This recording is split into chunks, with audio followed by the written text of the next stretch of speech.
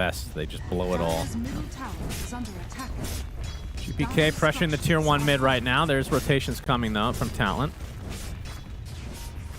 This is with the Siege, although Miero, with his tomato, will make their presence known. Standard Beastmaster stuff. Dominator, take side lane. Dominator, take mid lane. Makoto makes his way over. Searing Chains on 2, and Miero will get the last hit, so tower goes down. Basically from 100 to 0. It's perfect for them that the Siege creep is still alive minute 11:30. Makes that push so much easier.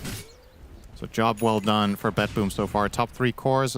Just now Makoto overtakes the Bristle again, but yeah. Not too shabby from BetBoom. And this is a lineup that can accelerate. I don't think by any means that Talon are too concerned just yet, as their lineup is more geared toward that mid-later portion for the most part. Undying will be coming online when he gets this Blade Mail. That will make his fights significantly better. Drow is rushing the Hypothermia. You talked about it. That's, again, is this too little in the way of defense? He's going to get gone on again. Searing Chains. Save is there with a Fade Bolt. He does get the Gust off, but he's going to get run down eventually. Ironically, he has Gust in the one gank that it doesn't matter. Yeah. Unfortunate. So 23 now with a 3rd death to his name as Makoto grouped up with Jokum. This is, of course, the first game of the day and earlier than yesterday, so maybe... Their first games were way worse than this, so I don't know if that's... Well, they were also earlier than this. It's like a gradient. There's the zip. They're going to focus on the support. The save. Easy pick. GPK just too tanky. Went for Blade Mail, by the way, first item, so... Yeah, interesting to see that on Ember here. It is good against Drow, without a doubt, and Storm. But has not been a popular build for quite a while. When you're snowballing, it feels great. Increases your farming speed. In fights, you're a lot more difficult to target for the Storm. In the Drow, if you get caught by a Gust, they can't necessarily commit on you. So, I don't mind it. He's going to pop the Blade Mail here. And Makoto will zip away, and the steal was on the static Remnant, so a little extra farm potential for save, but we know that he doesn't like to farm. It's not the worst skill on Rubik, but also definitely not the best. 23 Savage. He gets roared up. The tombstone is placed, but he ends up going down. Is he going to get out too? As the TP again from Miero. God. That is a disaster for Talon. There are 4 heroes here, and he just sniped the Drow and got out. And 23, he was so close to living too. That was as close as it gets. I mean, that's Ripper's Lash literally got that kill. Yeah, it's incredible. Like that's the difference in that fight. When these new neutral items came out, I thought this was going to be brutally overpowered on some heroes, but it actually hasn't seemed that ridiculous. I thought heroes like Beastmaster, Brood, would just crush with this, but... Okay, Serpent Ward's placed, Miero. Yeah, Jokum will be another end up farming it up eventually. It's going to take a while, of course. It's kind of just giving them extra gold here. I don't think there was much potential in these Serpent Wards. In the meantime, Save finds Cuckoo together with GPK in the mid lane. Things are starting to really kick into gear now for BetBoom. Accelerating the game. Of course, we're only 15 minutes in, so no big objectives to be taken just yet. I don't think Roshan is on the menu at 15. You're very good at taking Tormentor, though, at 20 with Beastmaster and Bristleback. Kiritich with the Ags could very easily do just that. And of course, Kiritich with Ags 2 does allow you to burst heroes during Roar. You now pose a real threat to the Storm. You pose a threat to the core Undying. These heroes are absolutely killable. Even during Slight Chains, actually. Didn't talk about that, but GPK with the 4-1-4 build on Ember, I feel like that's pretty rare that we see that nowadays. I could just be a little bit outdated. Obviously, with Chain Gang, you can avoid having many points in Slight because you can use your Remnants to get off the chains with. But I still think even with Chain Gang, most of the Embers we've seen have gone priority Slight over the Flame Guard. High points in Flame Guard makes him very resistant to damage from the Storm and Shaman. They will actually just force the Rosh at 15. Yep, it's a freebie. Talked about the lineup's good at the Tormentor. I did not think they were planning on this early, but it's why not? it definitely is possible, and they're not. It doesn't cost them anything on the map. They had the waves pushed out nicely, so the side of Talon don't even get their first tower yet. GPK, TPs, Jokum spotted. Puts down the wards again as Makoto making his way over. Do they actually want to fight this, though? It's a shield run on GPK. He's so tanky. The TP attempt. Searing Chains cancels. Another kill to the name of GPK. There's the initiation from Makoto onto GPK, but the Serpent Wards were stolen by Save, and that's going to force the rest of Talon back. They just have not been able to find a foothold on this game at all. And GPK not going to be able to pursue any further. I feel like this is just a symptom of the laning stage where it did feel like either mid or bottom for Talon had to go pretty well to be able to snowball just a bit to create the space for 23 Savage to get farm. But Makoto's lane was dead even, and bottom lane you thought was going to be a win for Talon ended up being more so in the favor of BetBoom, it feels like. Yeah, I'm really impressed with BetBoom's laning so far and just early play in this game. And this is what's a concern about Beastmaster as a hero, even after some of the nerfs. Is if you let him run over his lane, he's going to transform it into taking over the whole game, right? He took top tower, mid tower, bottom tower, and Roche, and we're 15 minutes in, right? And all of that stems from the top death that accelerated Miero into this game. His top net worth in the game by over 1,000. See GPK trying to backstab here. Cuckoo will be the recipient. Yeah, he's screwed. 23 in the vicinity. He's not going to be able to do too much. 6K lead for BetBoom. Tier 2 tower is theirs. As Cuckoo eats the poo-poo. Okay.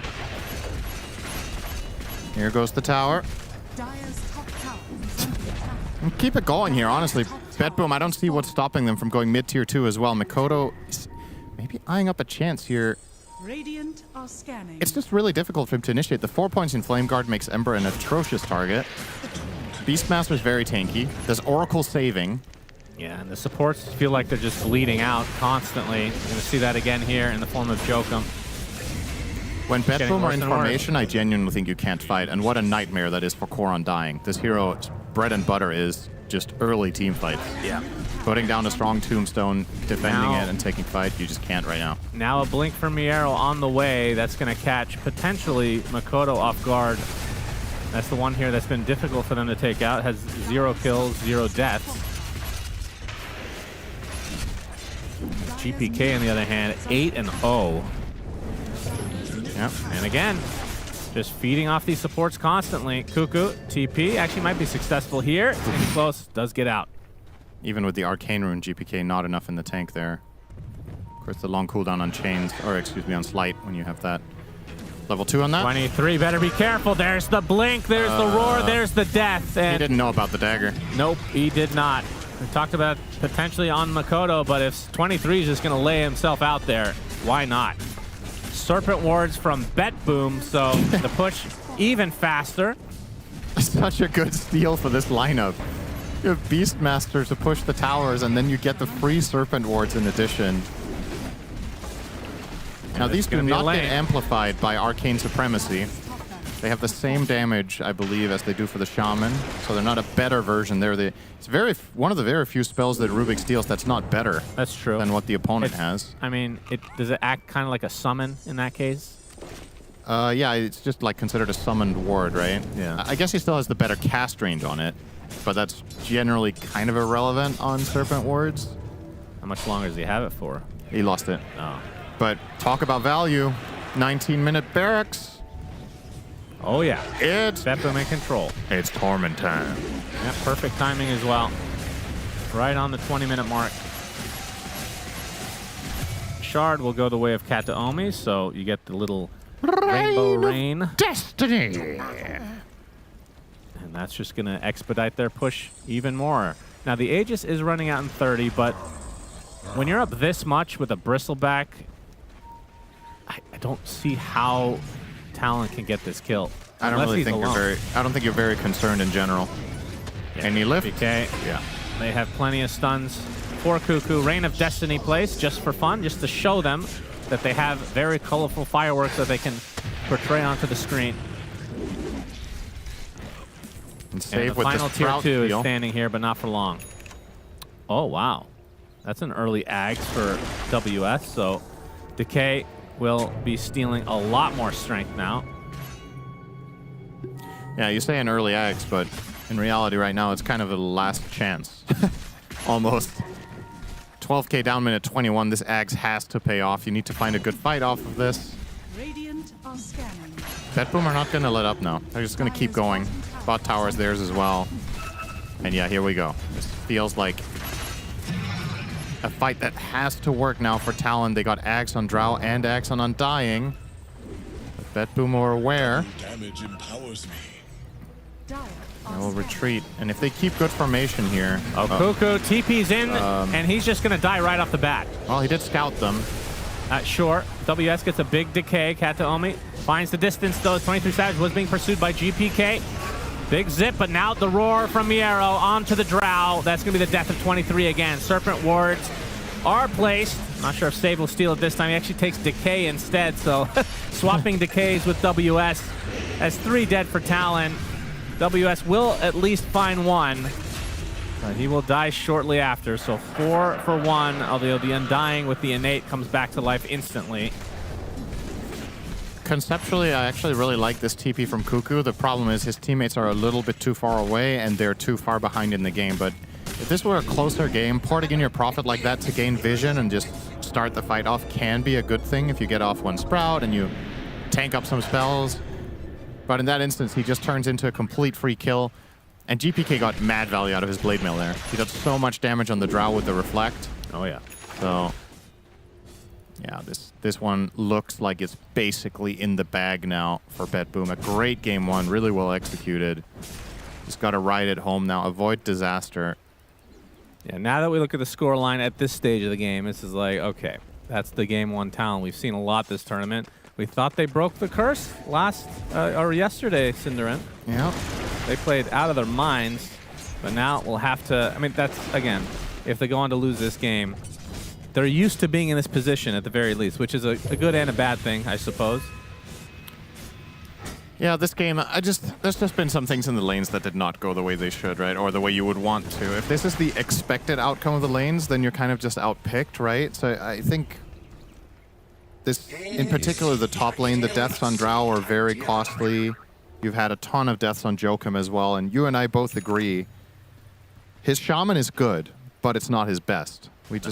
When he plays these playmaking 4s that are melee and generally have mobility, like Tusk, Marcy, Slark, which was first phase banned wisely by BetBoom. He just seems like an extra difficult player to deal with. In this case, BetBoom have absolutely shut down his Shadow Shaman. 1-7-0 the scoreline for Joachim. Pretty uncharacteristic, even in losses. He generally does better than this. Good news for Flipster Talon is Mikoto hasn't died, so that's nice. Yeah, but he also hasn't gotten a kill. That's not so nice. He's mastered AC. Oh my god. Look at Miero's net worth. Like, what is this? 16k minute 24. Yeah, not bad. He's ahead by over 2,000 against his Ember, who's 9-0-6. This is like, these are dirty numbers. Roche is now alive in the bottom pit. Yeah, and this should be the game ender. It should. It really should. Which begs the question, Talon likely will, I assume, have to try to contest this. Yeah, I think they do. But it's going to be a tough one. What's the dream angle? I guess you try to...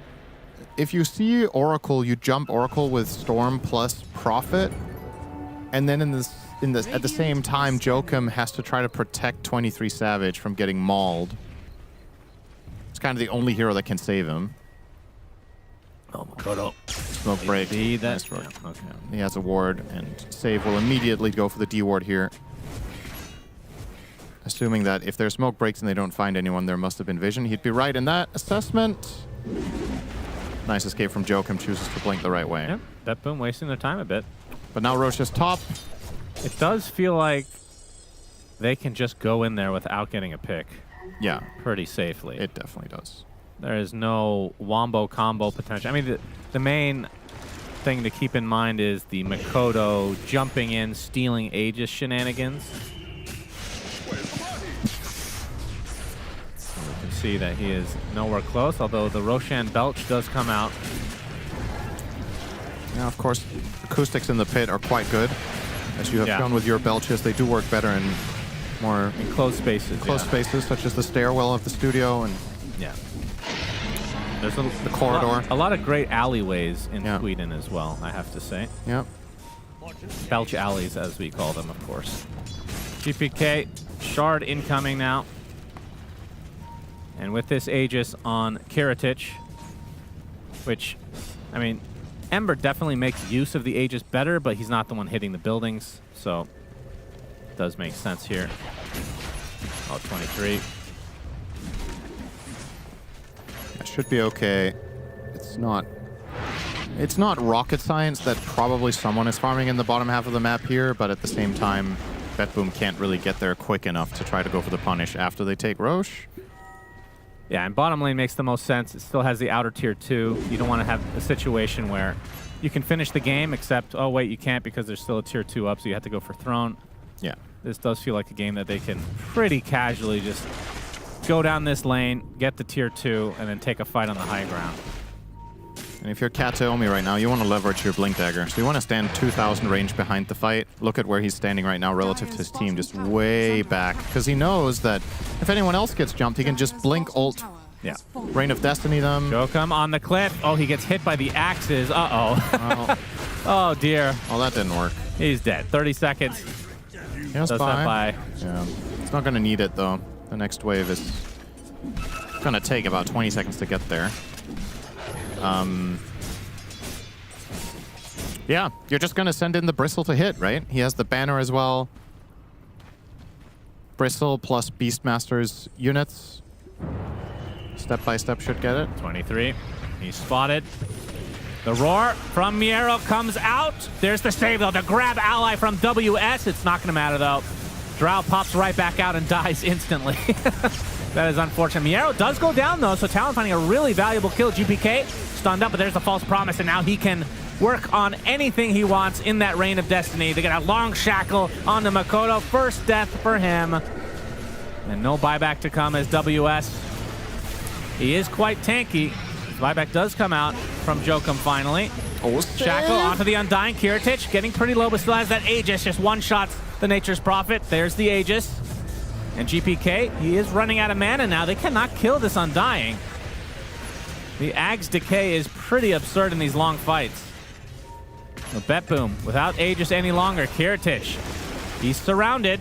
He is a tanky boy, though. Shackle does come out as these quill sprays are starting to stack up quite a bit. Kiritich, though, left all alone, attempting to TP out, and he does get away. That was not the worst hold. Yeah, a successful hold. It cost 2 buybacks. It was only support spying back. That is a surprising one. Pretty good for Talon, and that was in spite of Save stealing shackles and getting off 2 full duration shackles that fight. You still managed to hold. It's a really big difference now that Makoto is in his own base for the mono region of just going back to Fountain and resetting, and he found a lot of impact in that fight, isolating and killing off Beastmaster, which seems to be the primary target for them. It's easier to kill than some of the other heroes, but still has massive damage output. However, you could argue maybe Kataomi should have gone for the save on Beast. I'm not sure he had to save it for GPK like he did there. Yeah. And just let Miero die first. Because I think that there's a case to be made that, let's say Ember is the better hero to save in general than Beast. But if you wait and save him when Beast gets jumped first, you're playing the fight 4vx deliberately, rather than saving the Beastmaster and then maybe Ember has to play it more cautiously, but at least you have all 5 heroes in the fight for way longer. I can't help but feel like that would have been better, but I'm not sure if Kataomi was being boxed out or countered by something that prevented him from getting there. And getting that save on Beast, but... Oh, WS gets to the high ground in time. This is the one target that would be a bit difficult for BetBoom to take. GPK, not able to find the connection. WS still kind of isolated. He's already at half HP, and there's the quill spray from Kiritich. Oh, he doesn't have Scepter. Oh, no. He gets his innate, so Undying is actually back. That's true. He still had that. He had died forever. Kiritich, though, finds the connection onto 23 Savage. Double kill for Kiritich as they find another on the back line.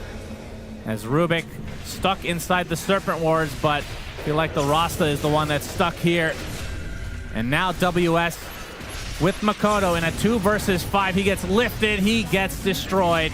ultra kill for Kiritich as Makoto is going to be the rampage. A huge fight for BetBoom, and that should do it for game number 1. Yeah, they have a whole minute. Well, Makoto, wait, what? He bought something. Did he just lose his buyback from... Nope, it's back again. Okay. Oh, he started buying his Sanj. He's like, wait, I probably have to defend here. No glyph for now. If he doesn't buy back, this should be a lane, right? 17 seconds? Maybe not. The glyph is actually really valuable here. The fact that Beastmaster is dead does slow down this push. Kiritich, he will still get one lane. Seeing red with Solar Crest. Big damn. Yeah, GPK will take the bottom tower as well. They're going to group up to take out the range racks, it seems. 23 Savage. Getting a little pokey poke. Yep, Storm up in 15. Kiritich, how comfortable do you feel without the Aegis? Gust is going to be dodged. Oh, there's the blink shackle. instant counter. Yeah, good job from Jokum as they're going to turn this around to save and say they actually use False Promise on the support instead, but GPK going in deep. Miero with the roar as well. 23 Savage dead again. As Cuckoo going to get rooted up along with the Storm Spirit, forcing out the BKB from Makoto, but they're going to call it GG. They really lost 3. Make it 4. BetBoom take game 1 pretty comfortably. And 1 game away from meeting Paravision in the grand final.